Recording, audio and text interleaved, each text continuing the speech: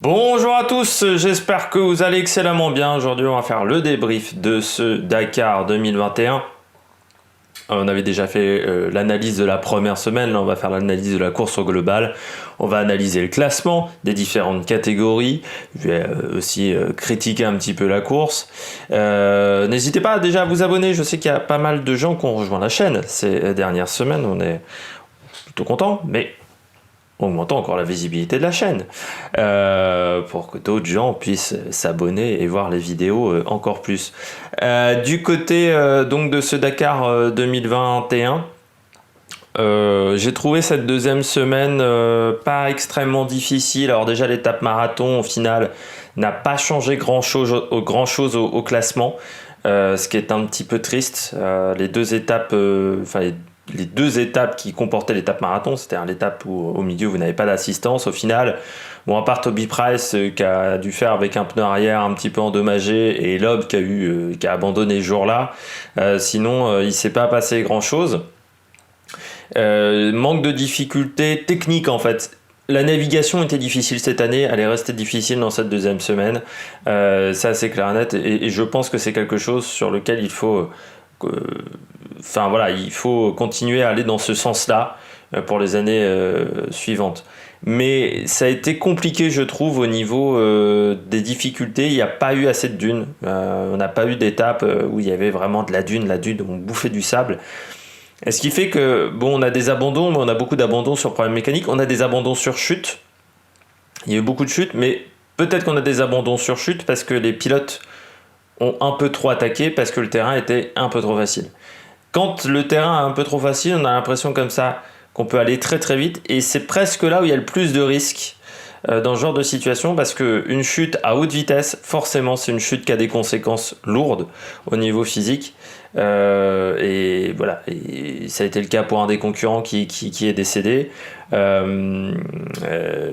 Après c'était un concurrent donc en amateur, qui est décédé pendant son rapatriement en France, au Bourget. Donc ça a été un petit peu triste pour la course, bien entendu, parce que voilà, Pierre Cherpin qui est mort. C'est toujours problématique. C'est vrai que c'est le troisième mort en Arabie Saoudite. Ça ne veut pas dire qu'il faut rien faire au niveau de la sécurité, ce que je vais dire après, mais je rappelle aussi que le Dakar est une discipline des sports mécaniques, qu'on peut mourir dans les sports mécaniques, on l'a bien vu même sur un circuit de F1, et que ça reste une discipline extrême des sports mécaniques. Le risque fait partie de la course. Voilà, c'est comme ça. Sur le Dakar, vous savez que vous prenez énormément de risques. Ça ne veut pas dire qu'il ne faut pas continuellement améliorer la sécurité, et que ce décès de Pierre Cherpin ne doit pas améliorer la sécurité au niveau des casques, au niveau même du service médical en course. Mais aujourd'hui, je rappelle que c'est aussi une discipline de sport extrême, le Dakar. Donc voilà, il faut rappeler aussi ce qu'est le Dakar. Alors ça doit être je sais plus c'est le combienième mort sur le Dakar, parce qu'il y en a eu pas mal, surtout dans les années 80. On en a moins aujourd'hui, mais voilà, c'est quand même le troisième mort en Arabie Saoudite, et il fallait parler de ce pilote. On va passer au classement moto. Donc j'ai trouvé la deuxième semaine manquant un petit peu de difficulté. Le classement du côté des motos: victoire de Kevin Benavides, nouvelle victoire Honda, doublé Honda même, parce qu'il gagne avec 5 minutes d'avance sur Ricky Brabec. Benavides, il n'a pas fait d'erreur majeure, même quand il a été à deux doigts de se péter le nez, il remporte quand même l'étape. Bien entouré également cette équipe Honda, parce qu'ils ont fait preuve de fiabilité, la machine a très très bien marché. Les machines Honda n'ont pas eu de grands problèmes techniques en première semaine, ça a été un peu plus difficile après, mais ils avaient une marche sur leurs adversaires. La machine allait plus vite que la machine KTM, et puis après voilà, un très bon rythme. Il y a aussi pas mal de leurs adversaires qui ont eu des problèmes, de leurs adversaires proches, donc ils n'ont plus on va dire finir presque tranquillement la course.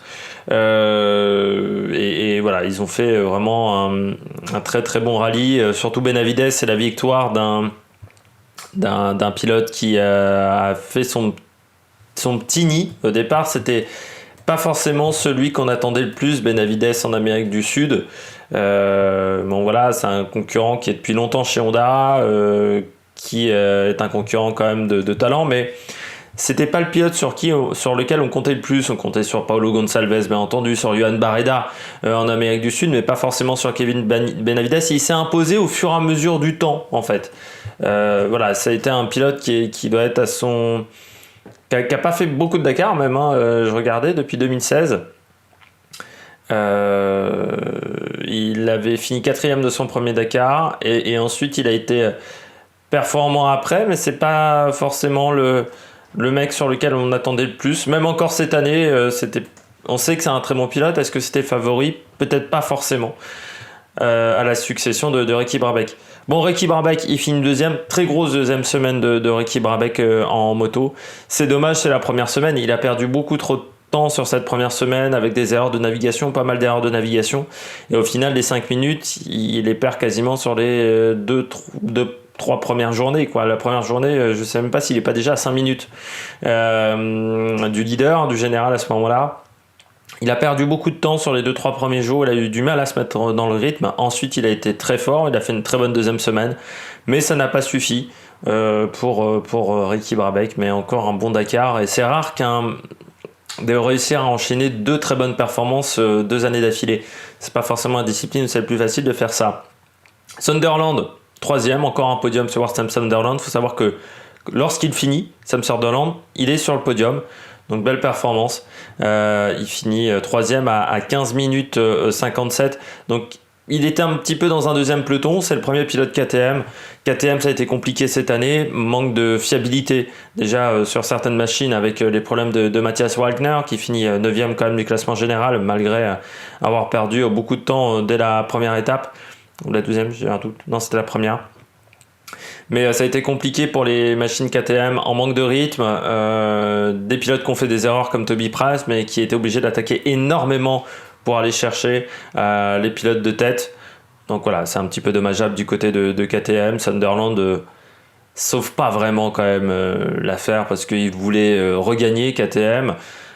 Après, le programme Rally Raid, il faut mettre des moyens dessus. Honda met des moyens dessus. On sait que KTM est présent dans énormément de disciplines différentes. Le motocross, l'enduro, également la MotoGP. Et j'ai l'impression que les performances de KTM en Rally Raid sont de moins en moins bonnes au fur et à mesure que les performances en MotoGP augmentent. Donc il faudra peut-être réfléchir à l'avenir de ce programme Rally Raid du côté de chez KTM. 4e, Daniel Sanders, premier débutant, très belle performance pour lui, qui faisait partie du team KTM officiel, mais pas forcément dans la structure Red Bull, une sorte de junior team de chez KTM, et qui a réalisé une très très belle performance, qui finit à 38 minutes. Pour un débutant, c'est très très bien. 4e, Kevin Benavides a fini 4e de son premier Dakar, donc peut-être que dans 4-5 ans, ça sera le prochain vainqueur du Dakar, Daniel Sanders, mais c'est un coureur qu'il va falloir suivre, l'Australien, qui suit les traces de Toby Price, il faut très clairement le dire. Skyler Hoves, américain, également chez KTM, mais lui dans sa propre équipe, enfin pas dans l'équipe officielle KTM, chez BAS Dakar. 52 minutes également, belle performance de Skyler Hoves, qui a fait quelques erreurs, mais c'est un pilote qui faisait son 2e ou 3e Dakar, un peu d'expérience pour Skyler Hoves, pilote semi-officiel, on va dire, un petit peu comme Zvitko. 2e Dakar simplement, et c'est la première fois qu'il termine. C'est la 2e fois qu'il termine, c'est son 3e Dakar, parce que voilà, les chiffres n'étaient pas bons, pardon. Mais voilà, belle performance du pilote américain. On espère le revoir dans les années à venir parce qu'il fait vraiment du très bon travail. Lorenzo Santolino 6e avec la Sherco. Je pense que c'est le meilleur résultat d'une Sherco sur le Dakar depuis très très longtemps, voire peut-être depuis l'arrivée de cette équipe dans la catégorie Rally Raid. Donc très belle performance de l'Espagnol qui a fait du bon travail, qui n'a pas fait d'erreur en fait, Santolino majeur. Il avait une moto moins performante, il a aussi il a aussi profité des erreurs des pilotes de devant et des problèmes de chez Yamaha pour prendre une belle 6e place, mais belle performance du côté de Sherco. Ça montre que voilà, il faut continuer à investir dans ce secteur-là. On sait qu'ils sont présents en enduro. Le Rally Raid peut être un deuxième secteur d'investissement très important. On retrouve ensuite Quintanilla qui finit à 1h26 qu'on n'a pas vraiment vu. Sur la Husqvarna, Pablo Quintanilla qui a chuté, en fait, c'est la seule fois quasiment que je l'ai vu des résumés de France Télévisions ou du site du Dakar. On l'a peu vu, pas très performant. Et puis derrière les pilotes KTM avec sa Husqvarna pourtant officielle, et derrière surtout les pilotes privés de chez Husqvarna, on va pas se mentir, un petit français de la semaine dernière qui a légèrement abandonné mais qui était plus rapide que lui, donc ça a été compliqué pour Pablo Quintanilla. On l'attendait un peu mieux en fait. C'est vrai que ça a été compliqué pour lui. Jamais vraiment dans un très grand rythme en fait. Et puis assez vite ça a été. On l'a senti. On l'a senti en grande difficulté, je trouve. Il n'a pas fait un très grand Dakar. Ensuite, on retrouve donc Stefan Svitko, 8ème, mais à 1h43. 2h32 pour Walkner, mais qui a perdu quasiment 2 heures le premier jour. Donc ensuite, c'était également la course au temps perdu.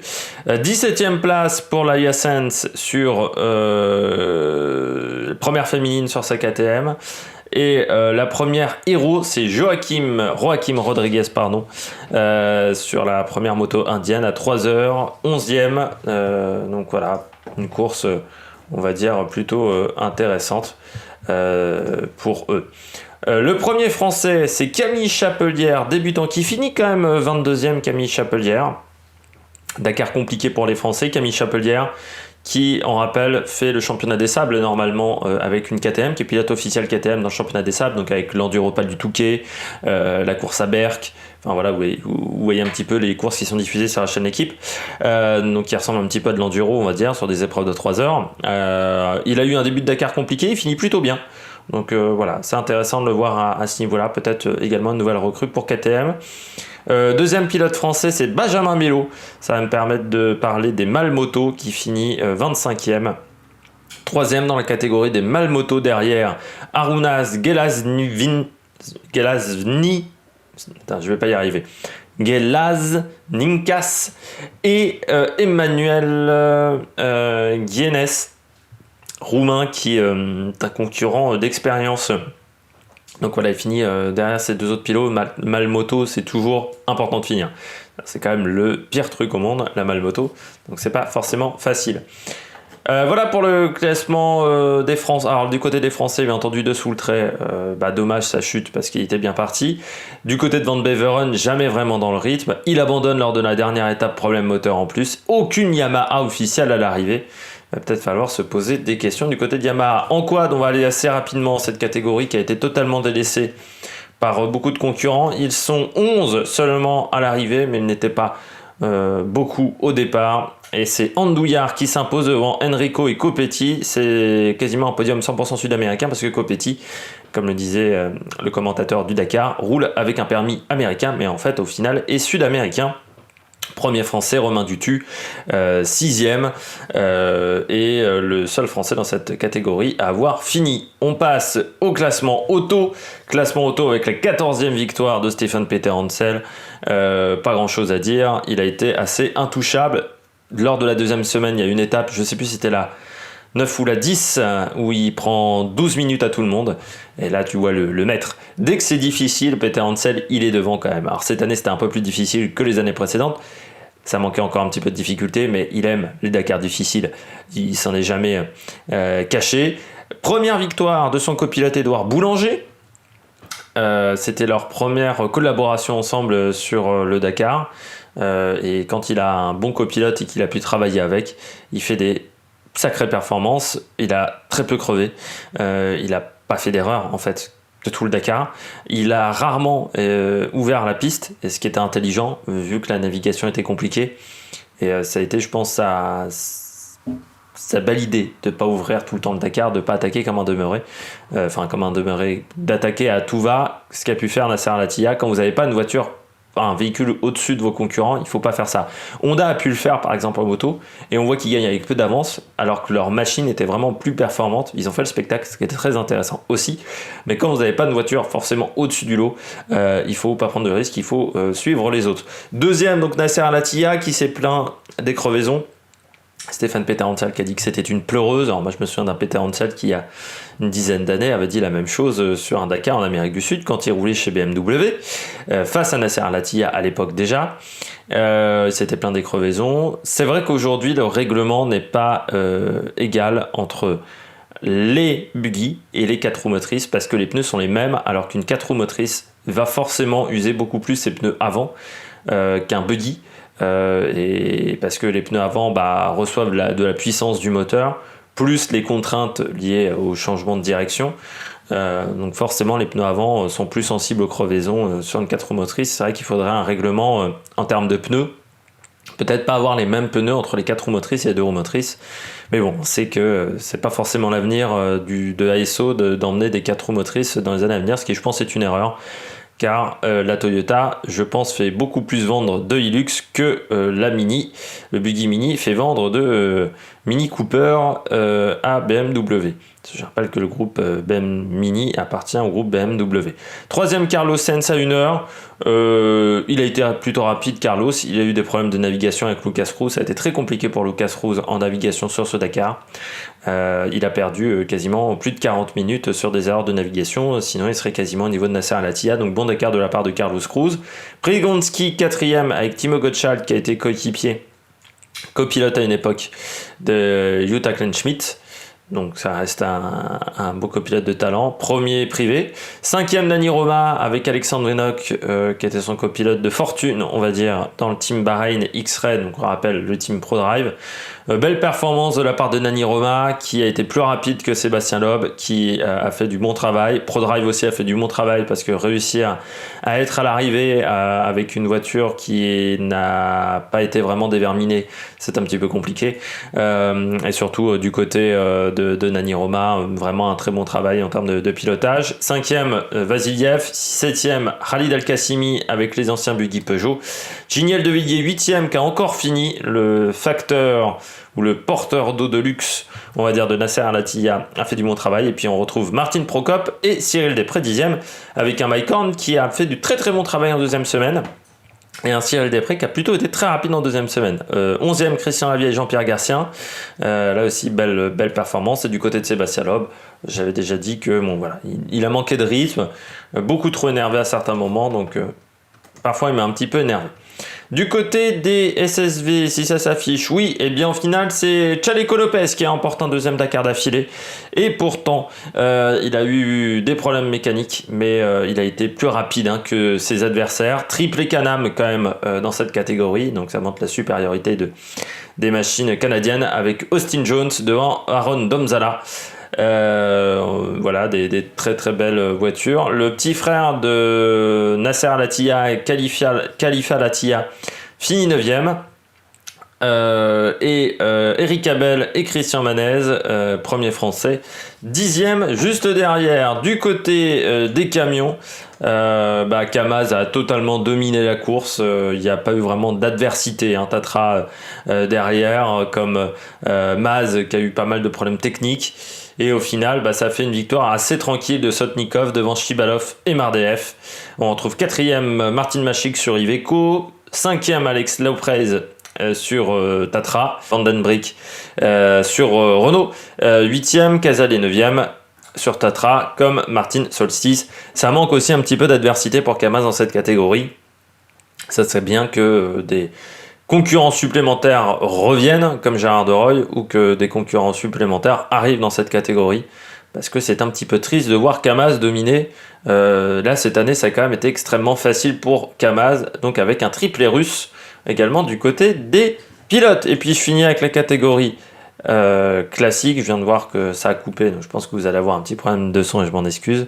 C'est Marc Douton et Émile Etienne sur le Sunil devant Donatou et Per Serrat Puig sur Doria Racing et Lydian Arichouri, Luc Fertin et Laurent Corriera sur un camion qui finisse 3e. Je rappelle que c'était un rallye de régularité, mais Marc Douton et Emilien Etienne qui ont largement dominé également cette catégorie.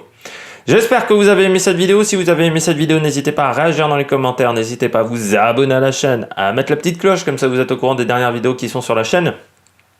Et c'est vraiment une question de praticité, hein, la cloche, hein, je vous la pose absolument pas. N'hésitez pas également à mettre un petit pouce bleu, et puis nous on se retrouve pour de nouvelles aventures sur l'Amérique Production. Ciao ciao.